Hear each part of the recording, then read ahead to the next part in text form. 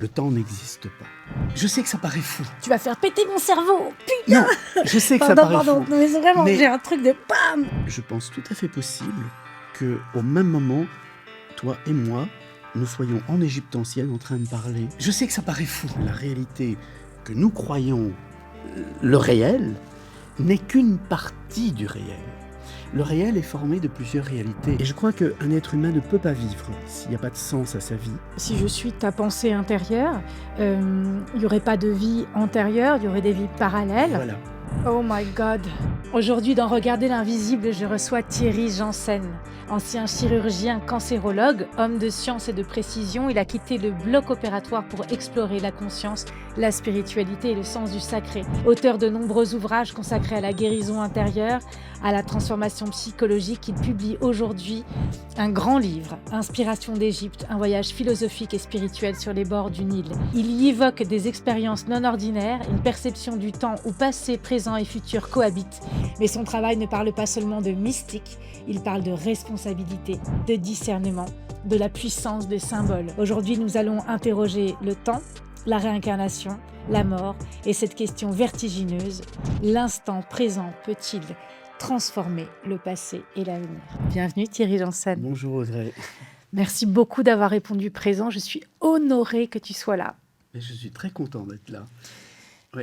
Je dois t'avouer que j'ai lu avec un immense plaisir ton livre. Ça a été une épopée, un voyage fantastique, tu vois. Je suis émue parce que je n'ai jamais vraiment été en Égypte et j'ai jamais pu me retrouver face au spectacle merveilleux, par exemple, des pyramides, entre autres. En lisant ton livre, et c'était d'ailleurs ton intention, c'est comme si tu m'avais accompagnée, prise par la main, et que tu m'avais fait faire ce voyage à tes côtés. Donc merci infiniment pour ça. Oui, c'était le but, hein. C'était d'emmener chacun à la découverte de ce passé, qui est très présent.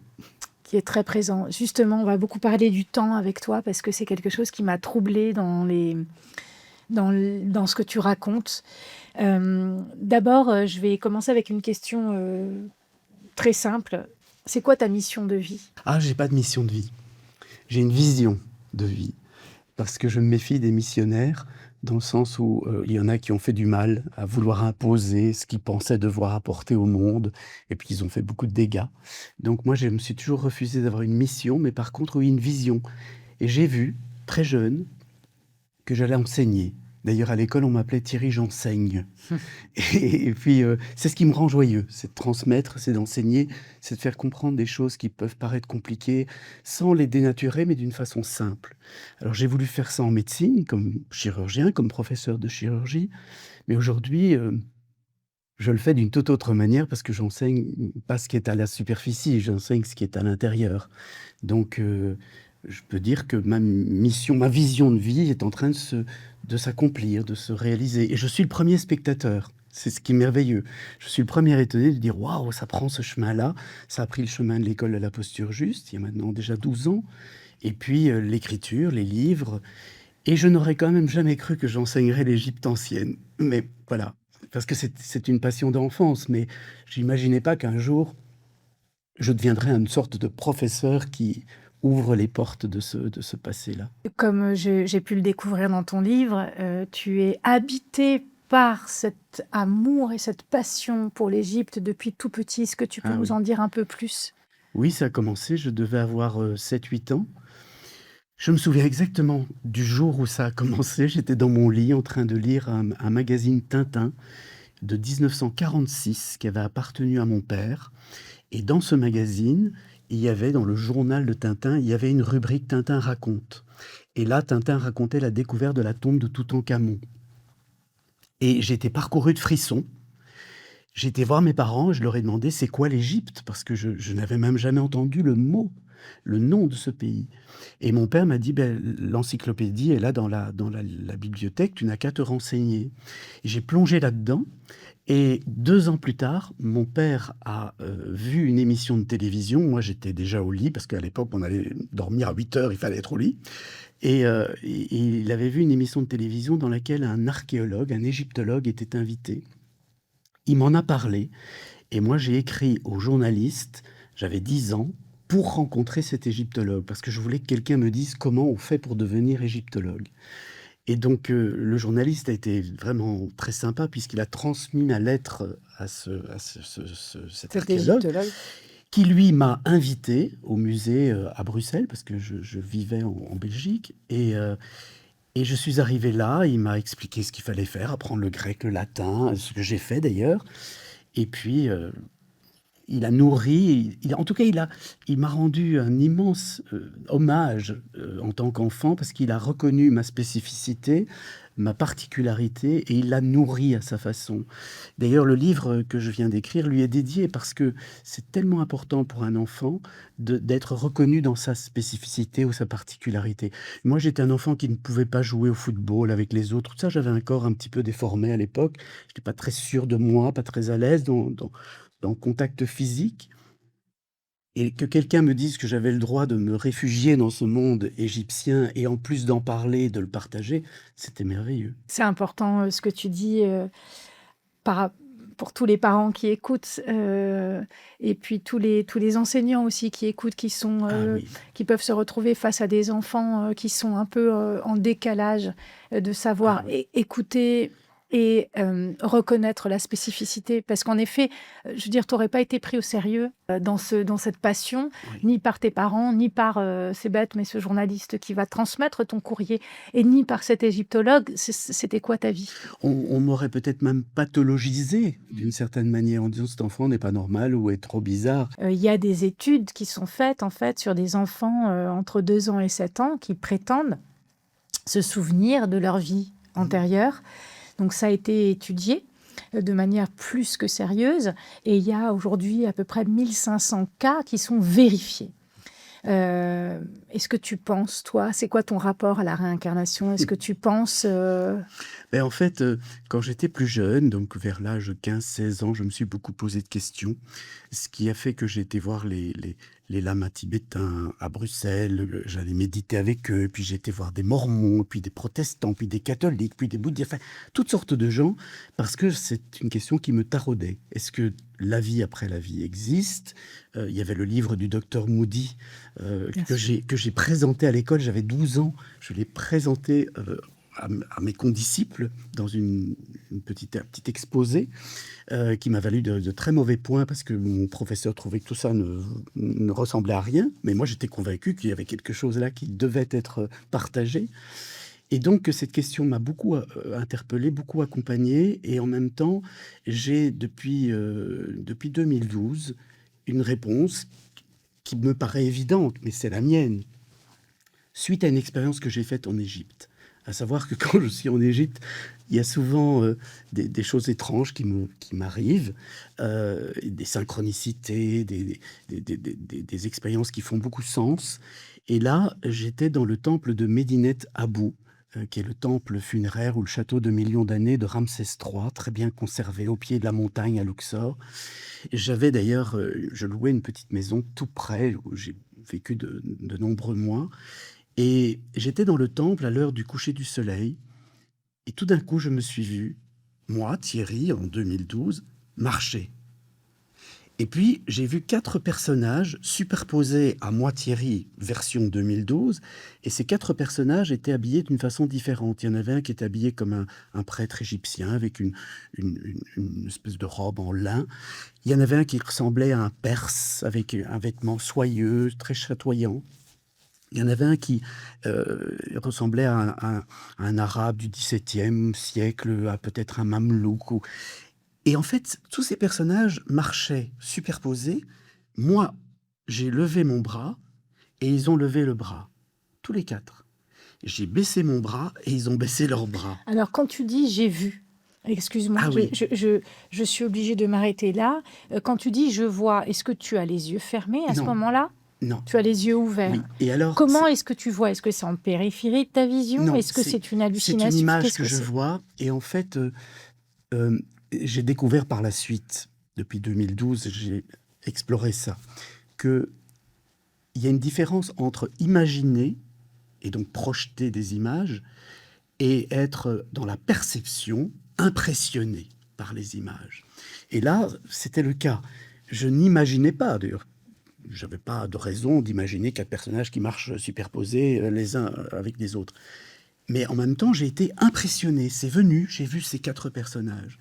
Et en levant le bras, les voir tous les 4 lever le bras, et puis en le baissant, les voir le baisser, il y a quelque chose de l'ordre d'une évidence qui m'est apparue à ce moment-là, et c'était pas du tout l'objet de ma réflexion du moment, mais c'est apparu, le temps n'existe pas.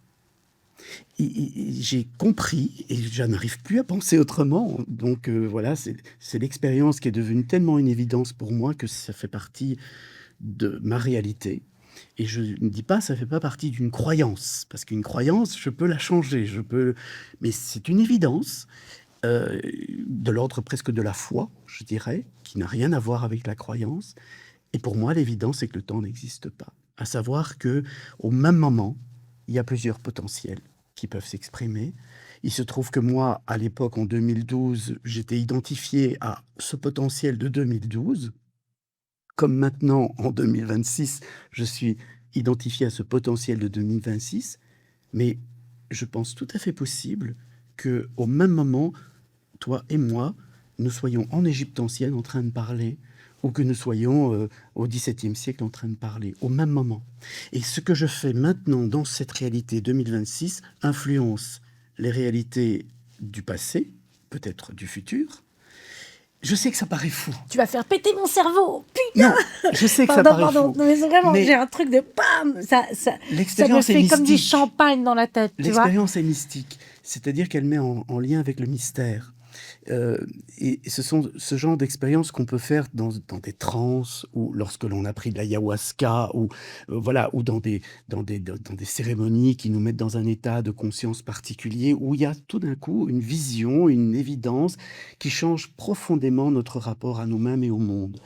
Et celle-ci, celle que je raconte là dans le temple de Medinet Habu, elle a changé mon rapport au temps, complètement. Donc, toi, si je suis ta pensée intérieure, il n'y aurait pas de vie antérieure, il y aurait des vies parallèles. Voilà. 2012 et 2026 se passent en même temps, même si on est dans l'illusion d'une continuité. Oui. Ça vient quand même faire écho, parce que c'est vrai que ça semble fou ce que tu dis, et que quand je dis ça va faire péter mon cerveau, c'est pas une blague. C'est-à-dire que vraiment, quand je t'écoute et que tu dis mais peut-être que toi et moi on est en Égypte au même moment, mais ailleurs, dans une autre époque dite de cette linéarité-là, cette temporalité-là, donc dans un passé apparent, en train d'avoir une conversation, oui, ça vient créer comme un bug dans le système. En fait, c'est comme si on n'était pas fait pour... Même moi en parlant, même en te le racontant, il y a un bug. Ouais. Parce que je dis, mais qu'est-ce que tu racontes, Thierry? En plus, je sais qu'on enregistre ici notre conversation, que des gens vont le regarder, l'écouter, et vont se dire, mais il est dingue, ce gars. Et en fait, ça, c'est mon mental, c'est mes croyances sur ce qui est dingue et pas dingue, c'est tous les a priori que je peux avoir, tous les conditionnements aussi que j'ai. Mais si vraiment je suis dans l'honnêteté de traduire mon vécu, que je ne peux pas nier, après, je peux l'analyser, je peux le contextualiser, je peux prendre du recul, et je ne pense pas être fou. J'ai une vraie réflexion par rapport à ça, et je suis quelqu'un de très ancré, mais en même temps, je l'ai vécu. Donc, et tu n'avais pas pris de plan, de drogue, je ne bois pas, je ne fume pas, j'ai pris 3 fois dans ma vie de l'ayahuasca pour faire l'expérience, mais c'est tout. J'ai jamais pris rien d'autre. Par contre, la méditation, ce que j'appelle l'ouverture du cœur, cette grande détente intérieure du mental qui s'apaise à un point où juste la conscience est ouverte, eh bien, ça, oui, ça m'a déjà fait voir des choses étranges. Mais dans cette circonstance-là, je ne sais pas ce qui s'est produit, parce que je n'étais pas préparé, je n'avais pas tapé sur des tambours toute une soirée pour me préparer à une transe. Tu n'avais pas médité non plus. Rien du tout. J'étais allé me promener. Bon, j'étais, comme souvent quand je suis en Égypte, dans une forme d'extase, parce que je suis chez moi, tout me parle, tout est là, mais en dehors de cet état de joie intérieure. D'ailleurs, que tu n'es jamais perdu en Égypte. Ah non. Excuse-moi de t'avoir interrompu. Non, c'est vrai. C'est vrai. Alors que je n'ai pas un très bon sens de l'orientation. Aucun sens de l'orientation. Mais là-bas, bizarrement... En Égypte, je suis chez moi et tout me paraît naturel. Mon corps ne vit pas de la même façon. Je suis tellement... J'accompagne des personnes maintenant, de temps en temps, à aller en Égypte. J'ai fait ça avec mes amis pendant longtemps et puis là, de temps en temps, j'accompagne un groupe d'une vingtaine de personnes pour leur ouvrir les portes, simplement et ils me disent: «Mais tu n'es pas le même». Et c'est vrai que je ne suis pas le même, je ne me sens pas le même. C'est comme si là, je faisais totalement partie du décor, c'est même minéral, hein, c'est dans mes os.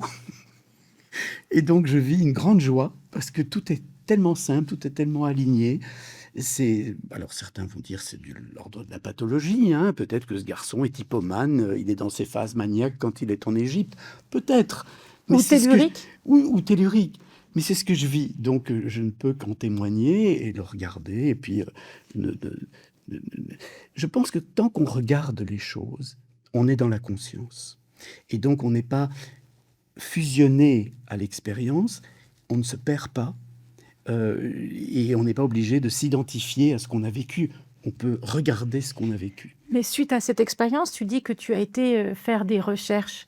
Donc je sais pour m'intéresser, de loin, mais quand même à la physique quantique, que, on dit que le temps n'existe pas.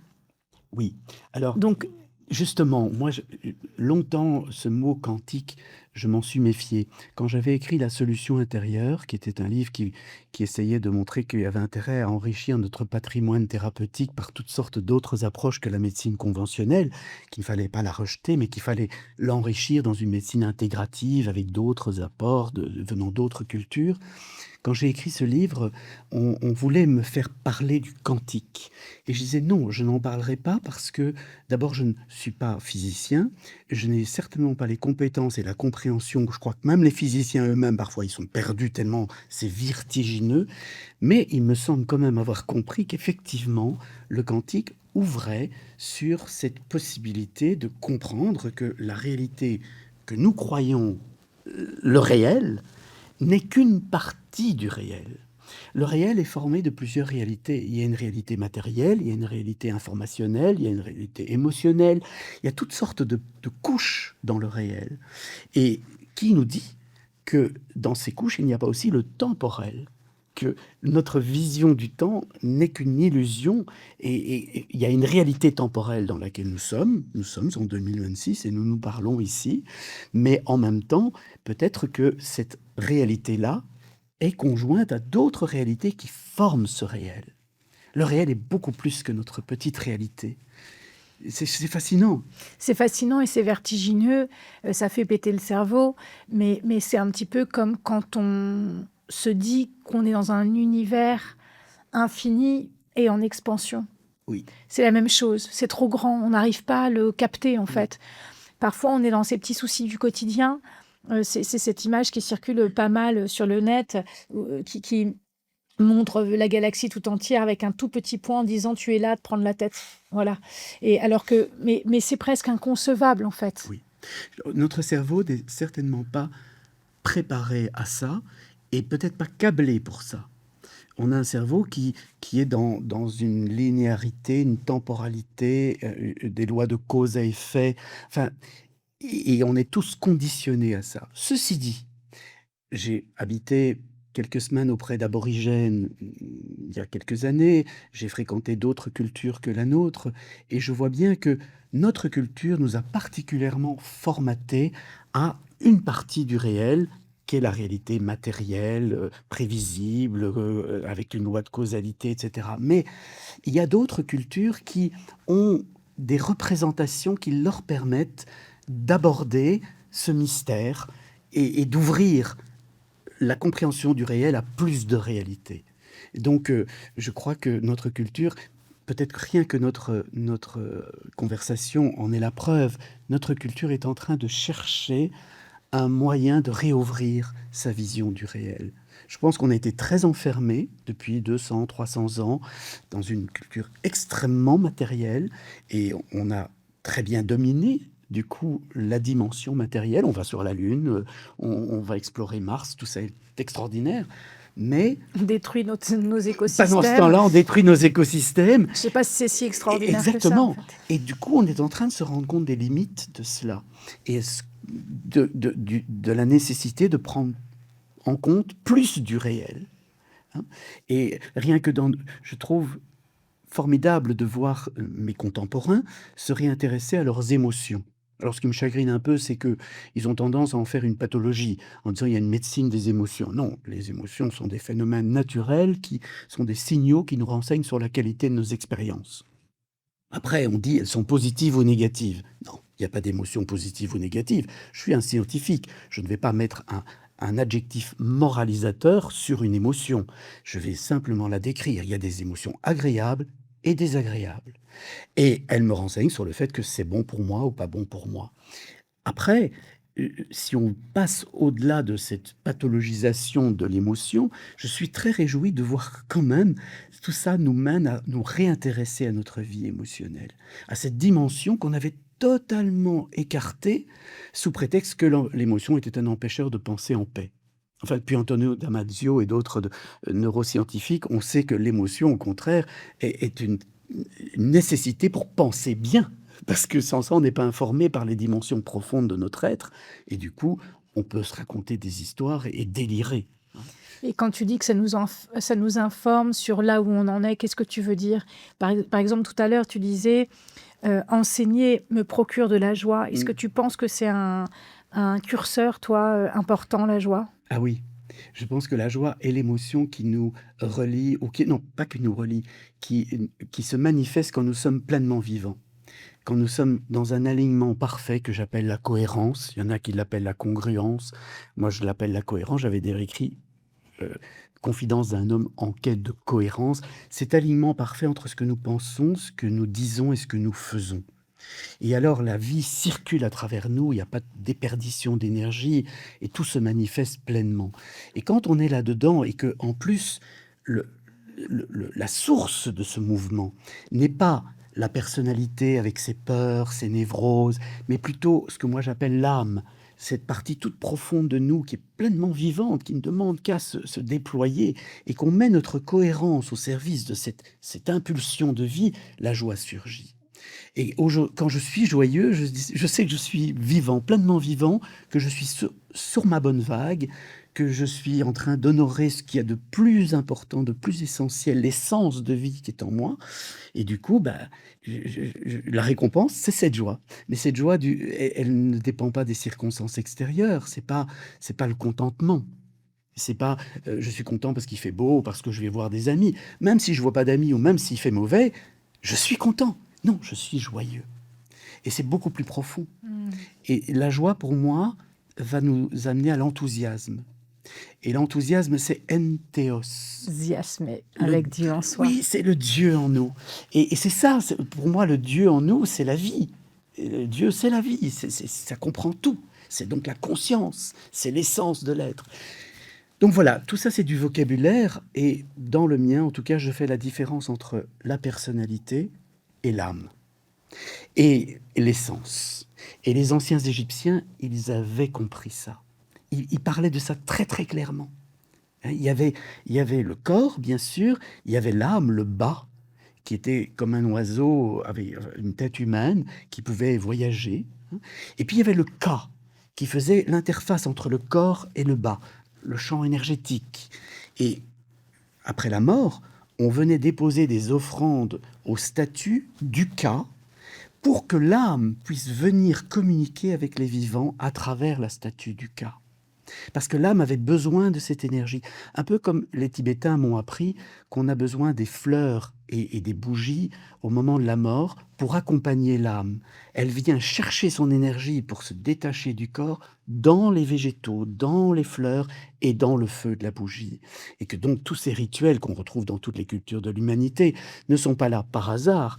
Intuitivement, nous savons que notre âme a besoin de cela pour faire son voyage en dehors de la matière. Les Égyptiens le savaient. Ils l'expliquaient tellement clairement. Donc, pour moi, maintenant, j'ai un vocabulaire qui me permet de mieux comprendre ces différentes dimensions entre la personnalité, qui n'est qu'une partie du réel, et puis la dimension de l'âme et de l'essence. Pourquoi tu appelles ça le bas, l'âme, et pas le haut? Elle s'appelle le bas. C'est son nom en égyptien. Ah voilà, c'est ça. B-A, hein, c'est son nom. Donc ça n'a rien à voir avec la Oui, localisation. mais je voulais préciser.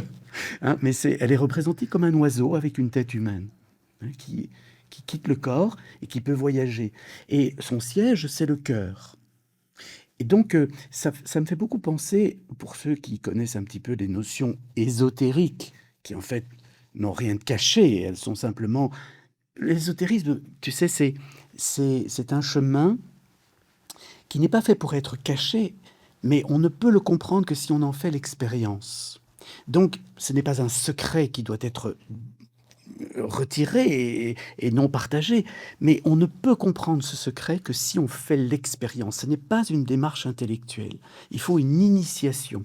Tu peux nous dire pourquoi tu parles de cachet dans ésotérisme? Parce que c'est Parce que la éso, base. c'est à Voilà, les gens l'intérieur, ne hein. parlent pas forcément grec ou latin.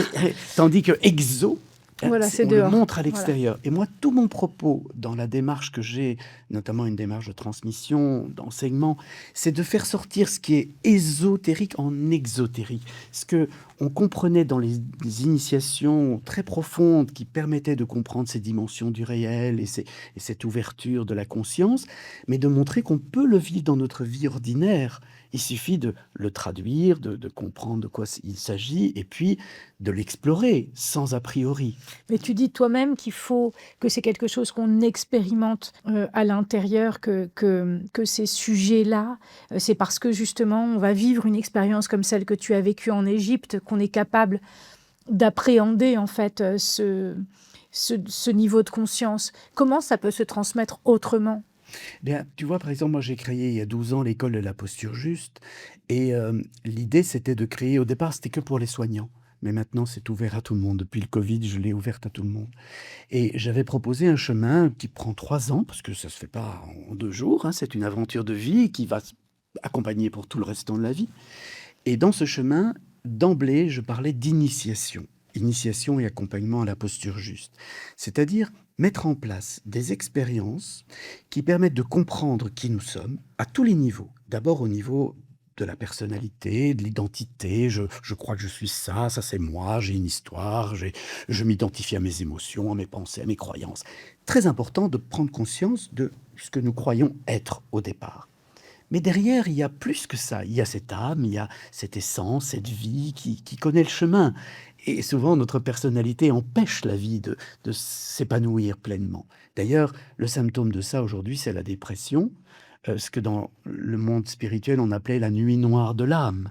La personnalité qui empêche l'âme de pleinement vivre ce qu'elle a à transmettre, à donner au monde. Tu penses que la dépression, c'est ça? Ah oui.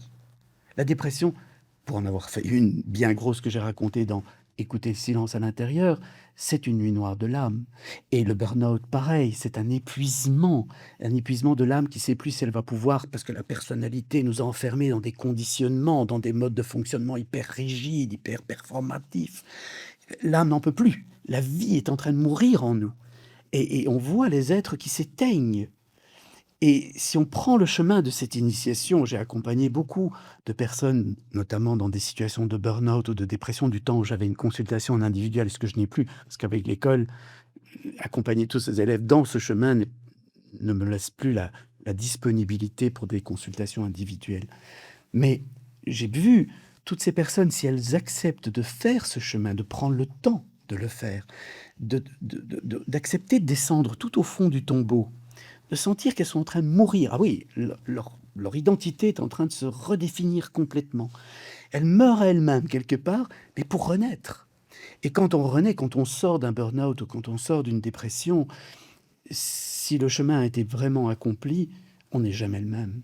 On n'est jamais le même et on ne refera plus ce qu'on s'imposait précédemment.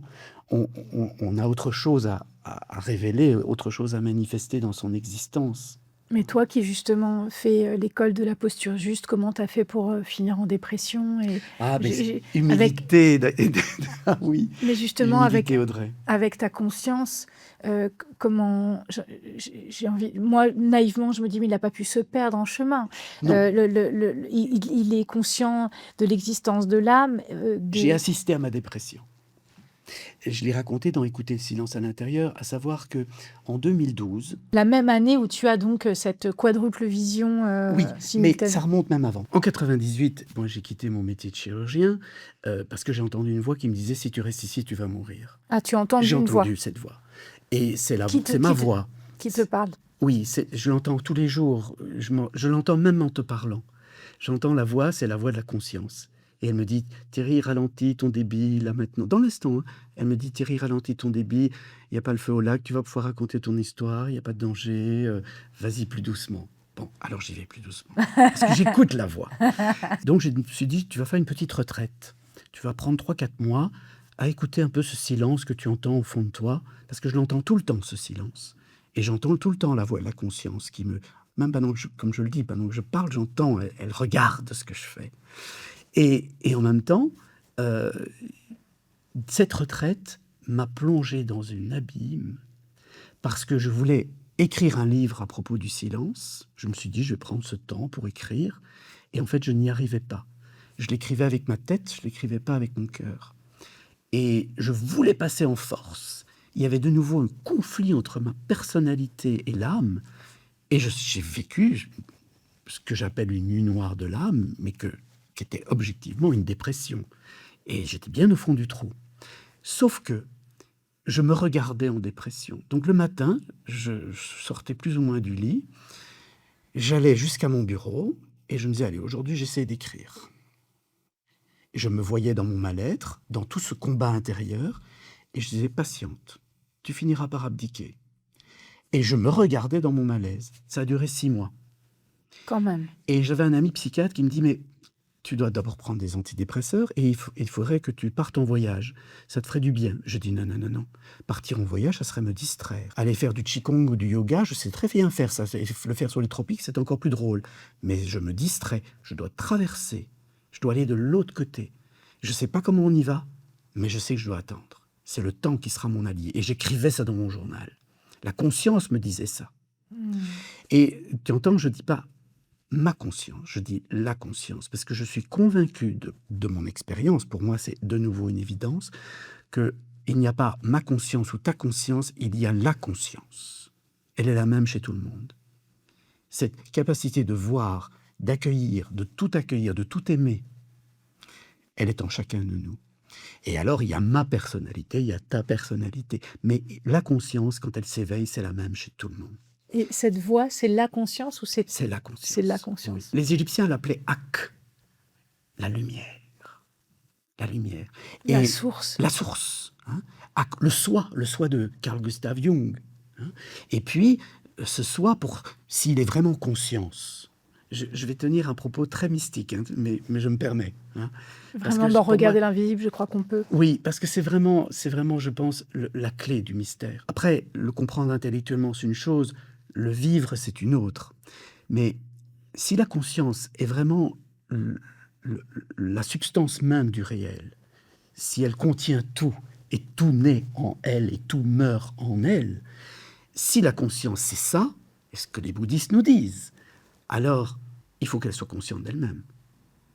Mais comment peut-elle être consciente d'elle-même si tout ce qui est en elle est dans un point, dans une source, s'il n'y a pas un espace pour le regarder? Comment?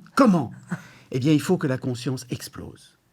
Il faut que, comme un Big Bang originel, il faut que la conscience explose et qu'elle projette dans l'espace, et donc dans le temps, parce que dès qu'il y a un espace, il y a un temps pour le parcourir, qu'elle projette dans l'espace et le temps tous les potentiels qui étaient en elle. Tous les potentiels qui sont dans la source, projetés dans l'espace et le temps, deviennent des expériences matérielles. Parce que qui dit espace et temps, dit matière. Est-ce qu'on serait et on pourrait appeler de conscience? Voilà, exactement. On pourrait appeler tous ces potentiels les âmes. Des morceaux de la source. Et attends, c'est vertigineux et magnifique. Parce que si tous ces potentiels, toutes ces âmes vivent une expérience matérielle dans le temps et dans l'espace, ça permet à la conscience de devenir consciente d'elle-même. Parce que ton âme regarde la mienne.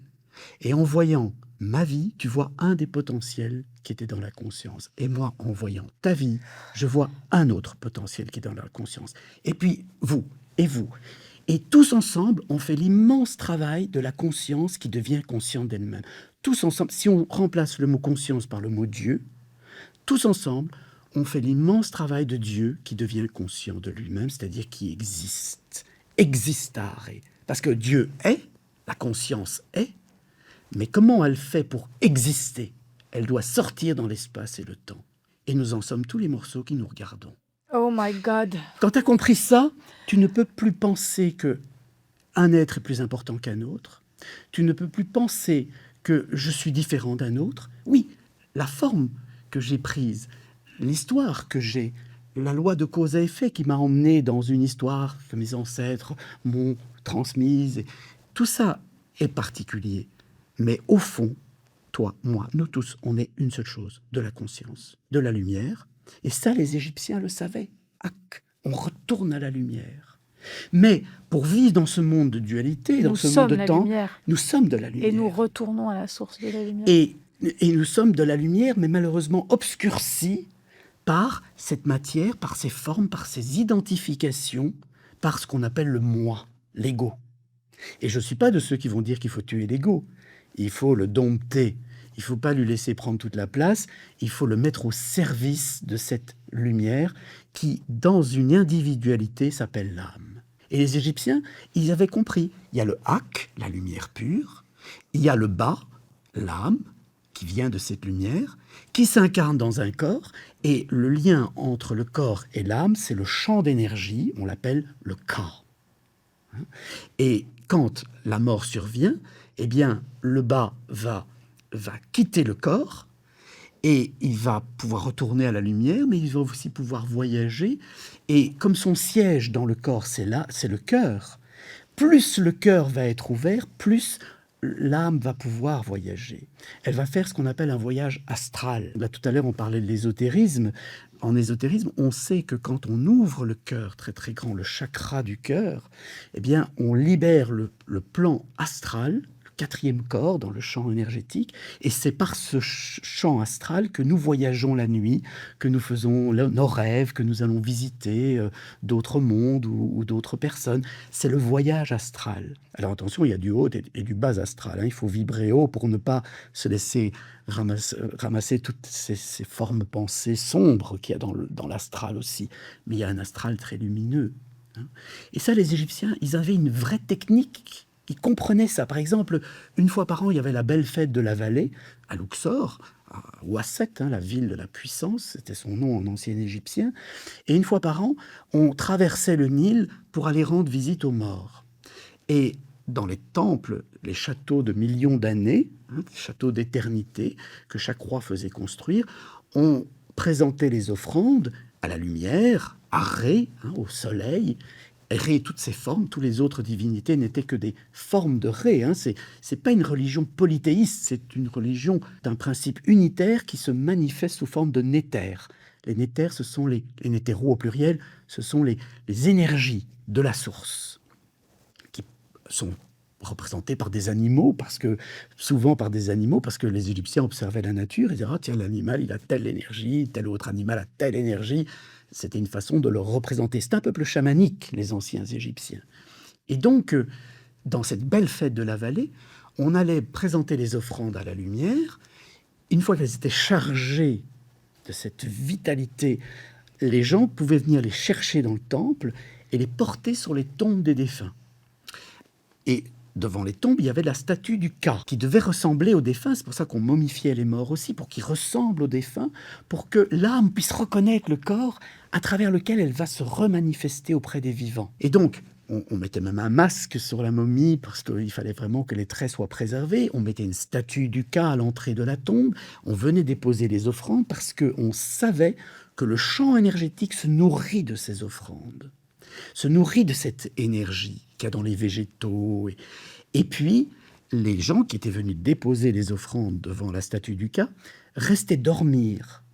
Après avoir déposé, ils restaient dormir pour la nuit, rencontrer l'âme du défunt, qui venait alors, pouvait habiter la statue et vibrer au niveau où nous sommes dans la matière. Et alors, les songes, les rêves, etc., étaient les messages que les gens recevaient. Donc il y avait une vraie technologie, quelque part, de la communication avec le monde non visible, avec le monde de l'au-delà. Et les Égyptiens étaient des maîtres dans cette façon d'aborder le réel. Comment c'est possible qu'une civilisation si ancienne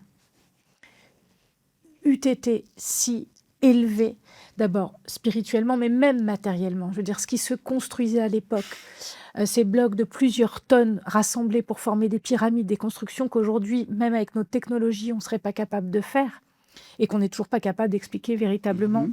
Mais leurs bijoux, leurs costumes, leurs masques, leurs statuts, leur savoir, leur spiritualité, comment, comment c'est possible qu'on ait été, en tant qu'humanité, si grand à cette ère des pharaons, alors qu'aujourd'hui, il semblerait presque qu'on soit attardé, en fait, par rapport à cette époque, alors qu'on est combien d'années plus tard? Ben, 5 000 ans. la civilisation égyptienne classique, comme on l'entend archéologiquement, c'est 3000 ans d'histoire, 3000 ans avant Jésus-Christ, et il y a 2000 ans que ça Voilà, s'est donc passé. Donc c'est- le début commence il y a 5000 ans. donc voilà, il y a 5000 ans, j'ai l'impression, tout donne l'impression, et je veux dire, il y a des traces visibles sur cette planète, que qu'ils aient tout été plus évolué. Comment c'est possible? Où est-ce qu'on s'est perdu en route? Qu'est-ce qui Oui, se passe? je sais que beaucoup de gens font appel à des théories qui sont plutôt des hypothèses de mon point de vue, parce que pour qu'une théorie soit théorie, il faut qu'elle ait été vérifiée, hein. Donc, beaucoup de choses ne sont pas vérifiées ou vérifiables, mais font des hypothèses qu'il y aurait eu une technologie qui a été perdue, ou ils nous disent qu'il y a même des civilisations peut-être extraterrestres ou antédiluviennes, on parle de l'Atlantide, etc.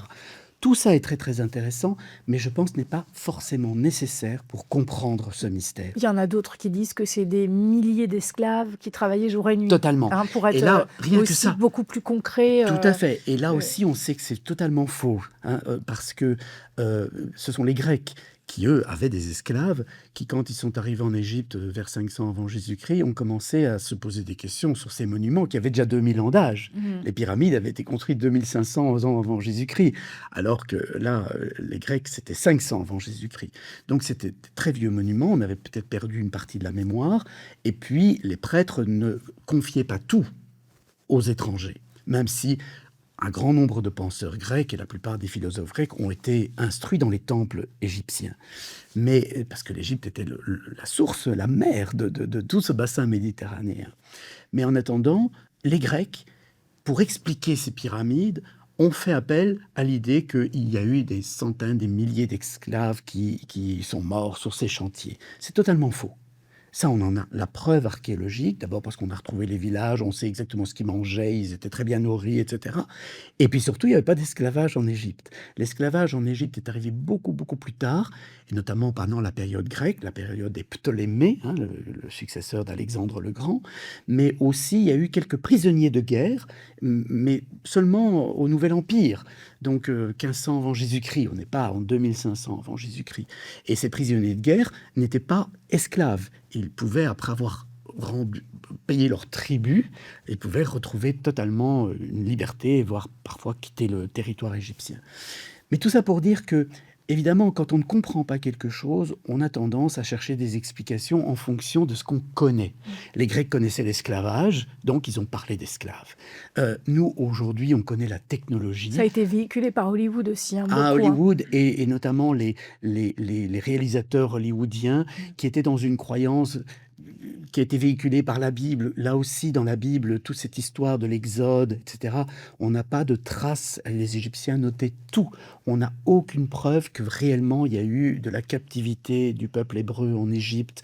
On n'a pas de traces. Par contre, on peut imaginer que le peuple hébreu, pour se différencier du peuple égyptien, dont il a pris beaucoup, parce qu'on retrouve plein de parenté, de filiation entre l'Égypte et Israël, mais on peut imaginer que ce peuple, pour se construire son identité, a dû tuer le père quelque part, et peut-être diaboliser l'institution royale qu'on appelait Pharaon, parce que Pharaon, c'est pas le nom du roi. Il y a le roi, et l'institution, c'est Phra, la grande maison, qui a été traduite en grec par Pharaon. Pharaon, c'est l'institution royale. Tout ça pour dire que quand on cherche des explications, on va là dans nos références. Aujourd'hui, on aurait tendance à dire que c'est sûrement de la technologie. Regarde Notre-Dame. Notre-Dame de Paris qui a brûlé, on a dû reconstruire une partie. On a utilisé des engins très sophistiqués, etc. Et on se dit, mais comment ont fait nos ancêtres qui n'avaient pas tous ces engins? Mais ils l'ont fait. Et c'est pas des extraterrestres qui l'ont fait, c'est pas une technologie. Non, ils l'ont fait à la sueur de leurs bras, avec un immense sens du collectif, ce qu'avaient les Égyptiens, parce que je pense que la sagesse dont tu parles et que tu as repérée dans cette civilisation, elle leur vient de leurs conditions de vie. C'était des peuples qui étaient confrontés à l'adversité. On vit dans une immense oasis qui s'étale sur 2000 kilomètres de la Méditerranée jusqu'à l'Afrique centrale, le long du Nil. Et tous les ans, on attend la crue du Nil, parce que si elle ne revient pas, le pays meurt. Et donc, il y a besoin de se rassembler, il y a besoin d'agir collectivement, avec un sens de l'effort, avec un sens de la patience, avec un rapport au temps tout à fait différent de celui que nous avons. On pouvait prendre des centaines d'années pour terminer un monument. C'était pas grave, parce que ça avait du sens. Et ça participait d'un salut commun. Alors évidemment, nous, on projette sur par exemple, ces pyramides, l'idée que c'était pour la gloire de quelques rois vaniteux qui avaient envie qu'on les vénère et qu'ils assurent leur vie dans l'au-delà. Mais non, c'était tout un peuple, comme quand on construisait nos cathédrales. C'est toute une population qui sait que c'est l'endroit de rencontre avec la lumière. Tu as entendu une phrase dans l'une des pyramides d'ailleurs, à propos du collectif. Tu peux la partager avec nous? Oui, attends, j'essaye de la retrouver. Que justement, ça n'était pas pour juste... Ah oui, bien sûr, que c'était le salut de tout un peuple. Oui, absolument. Tu peux nous raconter ce petit épisode? Mais c'est en fait, il y a quelques années, j'avais accepté d'accompagner un voyage en Égypte et j'avais demandé si on pouvait avoir un accès à la pyramide de Khéops, mais un accès privé. Donc pour ça, il fallait aller après les visites, c'était le soir, et nous étions un groupe assez conséquent de personnes. Je leur avais demandé de pénétrer la pyramide en silence, parce que ça me rend fou, moi, de voir ces endroits sacrés qui sont profanés par tout tourisme qui ne sait même pas où il est finalement. Et donc, avant, j'avais été, moi, tout seul dans la pyramide, méditer une demi-heure pour me préparer et accueillir toutes ces personnes qui allaient me rejoindre dans la chambre que l'on appelle la chambre du roi, qui est au cœur de la pyramide de Khéops. Et effectivement, dans ma méditation, c'était merveilleux. Il y a eu une espèce de vision de nouveau, hein, et je ne l'ai pas imaginé. Je me suis laissé impressionner, comme si c'était le cinéma qui déroulait ces images sur l'écran de ma conscience. Et j'ai entendu effectivement que ce monument n'avait pas été construit pour la gloire d'un seul, mais pour le salut de tous. Hein. Et je crois même... C'est la conscience qui t'a parlé? Alors, est-ce la conscience? Est-ce une mémoire ou une âme qui fait partie de cette conscience? Est-ce une mémoire intérieure de mon âme? Je n'en sais rien, mais je l'ai entendu. Je l'ai entendu comme je m'entends parler maintenant. C'était tellement clair. Et donc, je me suis dit, mais oui, évidemment que ce n'est pas pour le salut de un, c'est pour le salut de tous. Pourquoi est-ce que tu as écrit ce livre? Quel est ton but en écrivant ce livre? Moi, je dois t'avouer, donc je suis passionnée par l'Égypte et je pense que c'est un sujet qui passionne beaucoup de monde. J'ai cru en prenant ce livre et en l'attaquant que j'allais apprendre des choses sur l'Égypte. Mais en fait, c'est beaucoup plus grand que ça. J'ai l'impression que ton but en écrivant ce livre, il est beaucoup plus grand que juste nous parler de l'Égypte, de comment éventuellement les pyramides se sont construites et puis de la sagesse des Égyptiens. Qu'est-ce qui te concerne dans notre société aujourd'hui et pourquoi ce livre et qu'est-ce qu'il pourrait apporter si tu devais le résumer? Dans les congrès scientifiques, on avait l'habitude de dire merci pour cette question. Parce que c'est une super question. Puisque je peux alors vraiment livrer quelque chose de très personnel, mais de très profond aussi. Dans le sens où le monde dans lequel je vis, dans lequel nous évoluons tous, moi, il me désole un petit peu. Et enfin, même un peu beaucoup. Et notre humanité me désole parce que je sais qu'elle a beaucoup plus de potentiel en elle et qu'elle ne le Déploie. manifeste pas, qu'elle ne le réalise pas. Et donc, je le vois à l'école de la posture juste à quel point les gens sont dans la résistance, pris dans leur personnalité, dans leur conditionnement. Et comme c'est dur de les faire sortir de ça, mais une fois qu'ils l'ont fait, c'est dur d'y retourner dans ce que j'appelle le bac à sable, hein. Mais prête-moi ta pelle, je te tape avec mon marteau. Oh non, ce monde, non. Et donc, après, si on dit être dans l'amour, on ne peut pas faire la guerre au monde. Donc, il faut l'aider à sortir de là où il est enfermé. Et écrire un livre comme ça, pour moi, c'était une façon, encore une autre façon, parce qu'il y a l'école, il y a d'autres, j'ai écrit d'autres livres, mais c'était une autre façon de dire, regardez, il y a un autre chemin, et l'être humain, parce que les anciens Égyptiens étaient comme nous, ils avaient le même cerveau que nous, le même corps que nous, c'était il y a 3000 ans, je veux dire, c'est pas si vieux. Et en même temps, ils agissaient très différemment de nous, parce que leurs circonstances de vie étaient différentes, mais aussi parce qu'ils avaient encore accès à cette sagesse profonde, ils écoutaient l'âme. Ils étaient peut-être moins prisonniers de leur personnalité. On a peut-être du mal à l'imaginer, mais il suffit d'aller voir les peuples premiers. Moi, j'ai eu la chance de côtoyer, je l'ai dit, des aborigènes, des Indiens Kogi. Ces gens ne pensent pas comme nous. Ils ont le même cerveau que nous, mais ils l'utilisent pas de la même façon. Et donc, ce Qu'est-ce livre, qui change? ce qui change, c'est un rapport à soi et au monde totalement différent. Une grande humilité, une grande humilité, une grande connexion à la, à la nature, au réel, mais au réel dans ses dimensions plus vastes. Écrire un livre comme ça, c'était utiliser la sagesse des anciens Égyptiens pour qu'on se rende compte qu'on a des ancêtres, que sans eux, on n'aurait jamais été là, et que peut-être qu'on a besoin d'eux aujourd'hui pour nous rappeler de quoi nous avons besoin pour continuer l'aventure. Parce que l'aventure humaine, elle peut s'arrêter très vite si on n'écoute pas cette sagesse, si on n'écoute pas cette âme, si on n'est pas relié à cette vie qui est au fond de nous. Et donc, si on perd notre joie. Et pour moi, les deux indicateurs d'un chemin juste, d'un chemin qui est au service de la vie, c'est ça la justesse, hein, c'est s'adapter aux circonstances de l'existence en promouvant le maximum de vie en nous et autour de nous, pas que chez nous. Et donc, il ne peut pas y avoir de perdants et de gagnants. Il faut que toute la vie puisse être promue. Un chemin comme ça, les deux repères pour moi, c'est détente et joie. Si je ne suis pas détendu, je me dis, c'est qu'il y a quelque chose en toi qui est en train de se tendre, qui a peur, tu vas retomber dans tes névroses, ta personnalité va reprendre le contrôle et ça va être la catastrophe. Et si je ne suis pas joyeux, c'est que je n'écoute vraiment pas cette âme, cette pulsion de vie qui connaît le chemin, et le chemin passe toujours par où c'est détendu. Ce qui me perturbe beaucoup, c'est que notre humanité, elle est tendue et elle manque de joie. Terrifiant. On est les plus gros consommateurs d'antidépresseurs au C'est monde, affreux. en France par exemple, et ça évite beaucoup de suicides. Oui. Ça sauve des vies Oui, aujourd'hui. mais quelle Mais comment on qualité fait de pour vie. retrouver le chemin? Comment on fait pour retrouver le chemin? Comment quelqu'un qui a 4 gosses à nourrir, fait un job qui l'emmerde, tu vois? Et est en tension parce que justement dans son job, son entourage n'est pas forcément, bien traitant et comment tu fais? Parce que tout ça me semble trop grand, tu Oui. vois? Comment je fais moi pour reprendre le fil de ma vie, pour retrouver ma joie? Tu as Comment? dit le mot, hein, trop grand. C'est-à-dire qu'on voit comme devant nous comme une montagne, et on se dit, je ne pourrai jamais arriver au sommet. Et le secret, c'est de ne pas regarder le sommet, c'est de dire, il faut que je fasse un pas après l'autre. Mais un pas juste, je dois réajuster. Et malheureusement, l'être humain, avec notre cerveau, notre façon d'être au monde, on travaille beaucoup par essai et par erreur. Donc on essaye, on se trompe, on réessaye autre chose.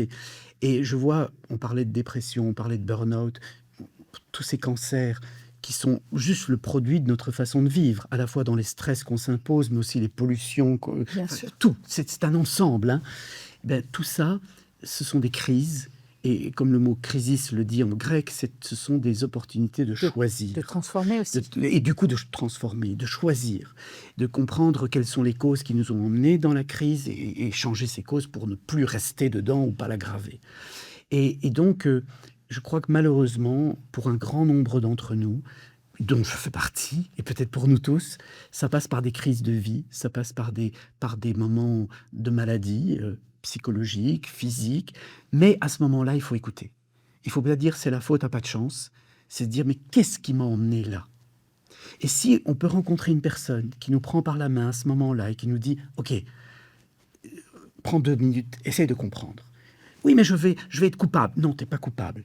Mais tu es responsable. Tu as une responsabilité. Tu as des réponses à apporter. Hein, il ne faut pas se sentir coupable. On a fait ce qu'on pouvait, mais on a une responsabilité. Sur Et ce qui vient. on a donc du pouvoir. On a donc quelque chose à faire pour le futur. C'est pas désespérer notre aventure. Parce que pour beaucoup de gens, c'est désespéré. Et quand c'est désespéré, alors on ne peut carburer qu'avec des antidépresseurs ou une hyperconsommation pour s'étourdir et oublier qu'on est désespéré. Mais si on peut reprendre ce pouvoir, si on peut reprendre cette responsabilité, alors on va refaire des petits pas. Gentiment. Et on sera très étonné que de petits pas en petits pas, quand on va se retourner, on ne sera plus du tout au même endroit. Mais c'est un chemin de vie. Moi, j'ai choisi aujourd'hui, je me suis accompagné dans ce chemin. Je me suis accompagné à travers mon expérience, quitter l'hôpital, la mode, et puis mes errances aussi, mes nuits noires de l'âme. Et tant mieux qu'elles ont existé. Et il y en aura peut-être d'autres, je ne sais pas. Je ne me sens pas du tout à l'abri. Mais en même temps, je sais que j'ai au fond de moi cette lumière, cette conscience qui voit. Et donc je ne me sens pas en trop grand danger. Parce qu'elle voit, elle va me dire, non, là tu es en train de nouveau de te raconter une histoire, tu es en train de nouveau d'essayer de tricher, ne triche pas. Mais si on a la chance de rencontrer quelqu'un qui nous prend la main et qui nous dit, ok, je vais t'aider à pas tricher, et qu'on a l'intelligence d'écouter ce genre de personne qui te montre que tu triches, alors je crois qu'on fait le chemin. Tu as de l'espoir ? Ah oui, sans ça, je n'écrirais pas, sans ça, je n'aurais pas créé cette école qui me coince. Moi, je suis coincé 1 mois sur 2 à temps plein dans l'école avec tous ces élèves et qui viennent de France, de Canada, de Maroc, de Belgique. Je suis là avec des centaines de gens, dans des classes de 30 ou de 20, mais 1 mois sur 2 à temps plein. Je ne serais pas sur cette chaise, j'ai autre chose, je pourrais faire autre chose si j'avais pas un peu d'espoir, non. Et donc ce livre, c'est ça, je l'ai écrit pour ça, mais je l'ai aussi écrit pour moi. Parce que c'était ma façon de me dire, tu n'as pas fait égyptologue, mais tu peux faire de l'égyptologie. C'est une égyptologie particulière. Plusieurs égyptologues ont lu le livre et m'ont dit, tout ce que tu dis dedans est tellement vrai et fondé, archéologiquement prouvé, etc. Mais il y a un souffle. Il y a une dimension sacrée, en fait. Et ce souffle, un égyptologue, c'est pas forcément sa fonction de l'apporter. Je rends hommage à Arpag Mkhitaryan, qui a été l'égyptologue qui m'a quand même montré qu'il y avait du souffle. Je rends hommage aussi à Christiane Desroches-Noblecourt, qui a eu le courage, première femme égyptologue française, qui a eu le courage de montrer qu'il fallait mettre du souffle dans la compréhension de l'Égypte. Je crois que dans ce livre-là, j'en ai mis beaucoup de souffle. Mais j'ai mis toute mon âme, j'ai mis toute ma vie. Ce serait quoi s'il y avait une chose à garder, en fait, de cette spiritualité-là ? Ça serait Maat. Ça serait la justesse. D'ailleurs, je n'ai pas créé une école de la posture juste par hasard, je crois. Parce que Maat, c'était le principe de justesse. Les archéologues, les égyptologues parlent de justice, mais c'est vraiment la justesse. Chaque chose doit être à sa juste place pour qu'il y ait une harmonie et que la vie puisse continuer, et que le Nil revienne. Comment je mets ça au service du quotidien ? Et alors justement, les Égyptiens qui étaient des gens très pragmatiques, eh bien, quand par exemple, ils imaginaient qu'ils allaient mourir, ils savaient qu'ils se présenteraient devant Osiris, l'éternité, le moment accompli. Parce que pour un Égyptien, l'éternité, c'est pas tant une durée, c'est un moment d'accomplissement, où tout est réconcilié, tout est accepté dans la lumière, dans la conscience. Et donc Osiris, il symbolise ça avec sa peau verte qui est en régénérescence permanente. Et devant Osiris, il y a une balance. Et le défunt va venir déposer son cœur, qui est le siège de l'âme. Et dans l'autre plateau, il y a une divinité, une éthérette, qui s'appelle Maat, qui symbolise ce principe de la justesse, qui symbolise la Maat. Et elle va déposer une plume d'autruche qu'elle porte sur la tête, plume d'autruche parce qu'elle est parfaitement équilibrée, elle est dans l'harmonie totale, et elle dépose cette plume d'autruche dans l'autre plateau de la balance. Si le cœur est plus lourd que la plume d'autruche, c'est que le défunt n'a pas vécu sa vie en respectant les principes de justesse. Et le cœur tombe dans la gueule d'un monstre qui est à la fois hippopotame, crocodile et lion, les 3 animaux qui faisaient très peur aux Égyptiens. Mais si le cœur est plus léger que la plume, et on dit encore aujourd'hui, j'ai le cœur léger, je me sens juste, eh bien, le défunt rentrait dans ce moment d'accomplissement qu'est l'éternité, dans cette paix. Avant de déposer son cœur, son âme dans ce plateau, il déclamait des confessions négatives, c'est-à-dire, il disait, je n'ai pas trompé, je n'ai pas menti. je n'ai pas fait ceci, je n'ai pas fait cela.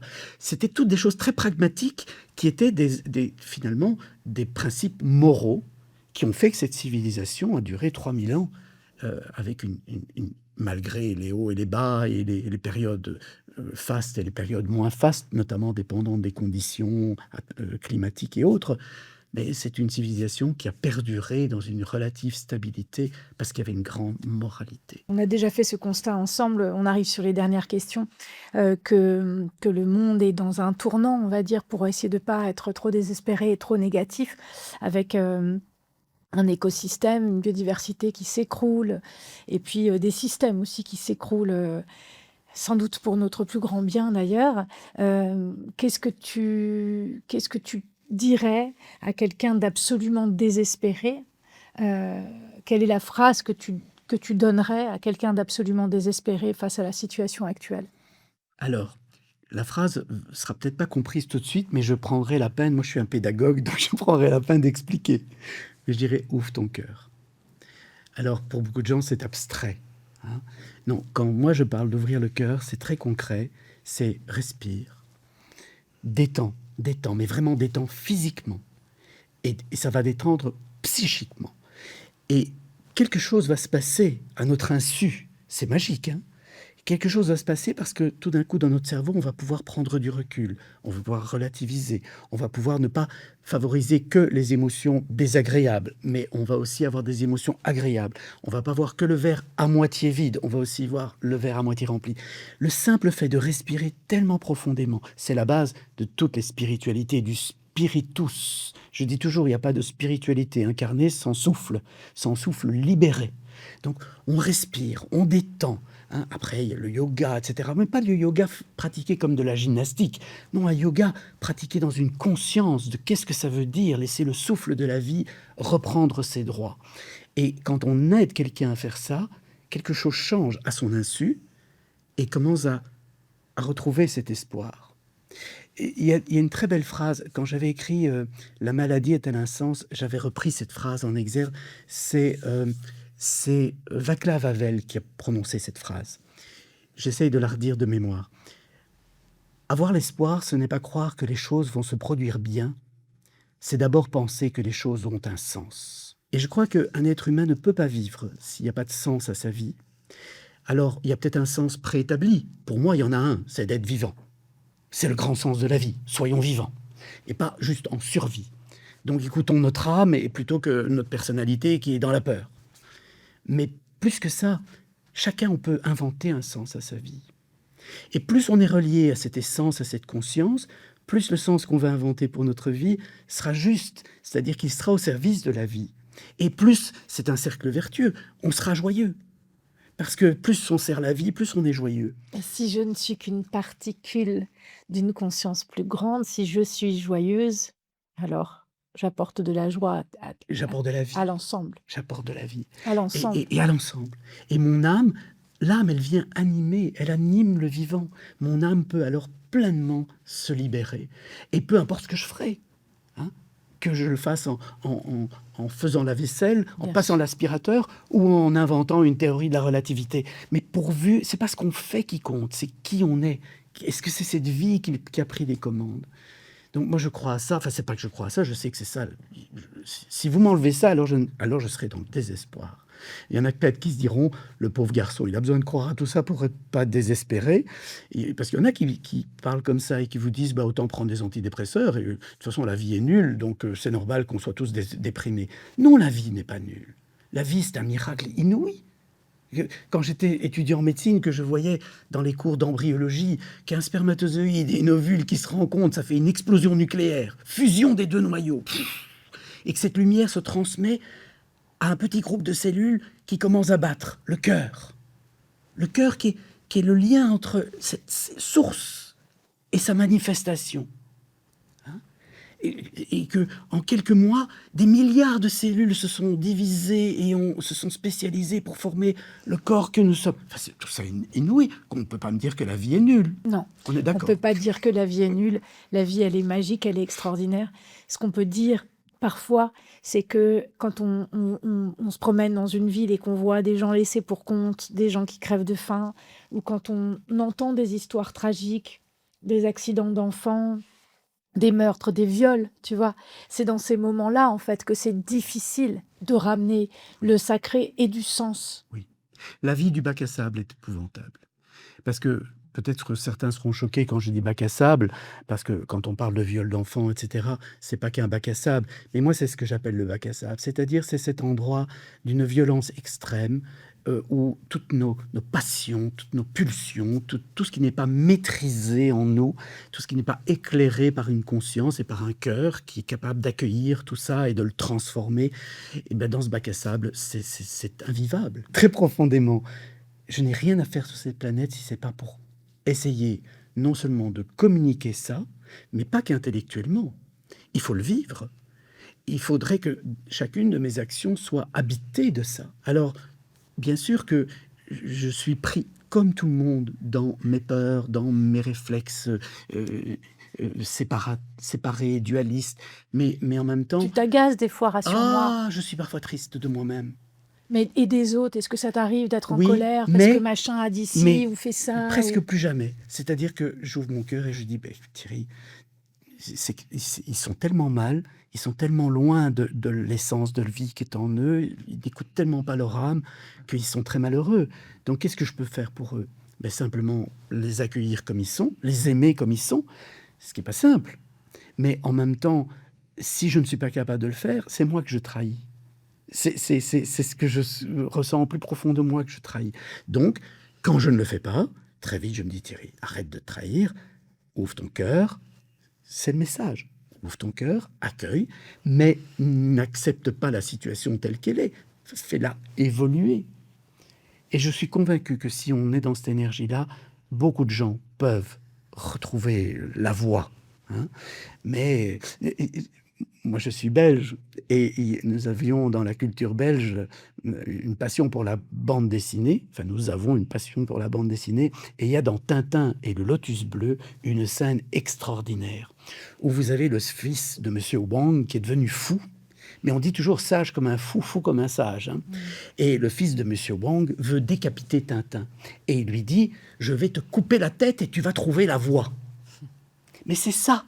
Il faudrait que cette tête nous laisse tranquille, que ce mental, cette identification à moi, nous laisse tranquille et nous trouverions la voie. La voie, et le fils de Monsieur Wang dont Tintin dit, Lao Tse l'a dit. si on se décapite, alors on revient au cœur et on peut l'ouvrir. Exactement, exactement. Est-ce que tu as un dernier, mot que tu souhaites partager? Non, silence. Écoutez le silence à l'intérieur. Il est très bavard, mais il faut l'écouter. Je vous remercie beaucoup d'avoir suivi cette émission jusqu'à la fin. Je vous salue bien bas. Merci aussi d'être de plus en plus nombreux à nous suivre, de plus en plus nombreux à nous écouter.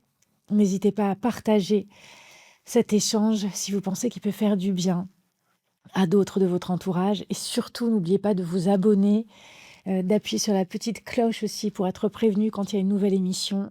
Ça nous permet à nous d'exister et de pouvoir faire perdurer ce contenu et de le rendre encore meilleur. Merci beaucoup.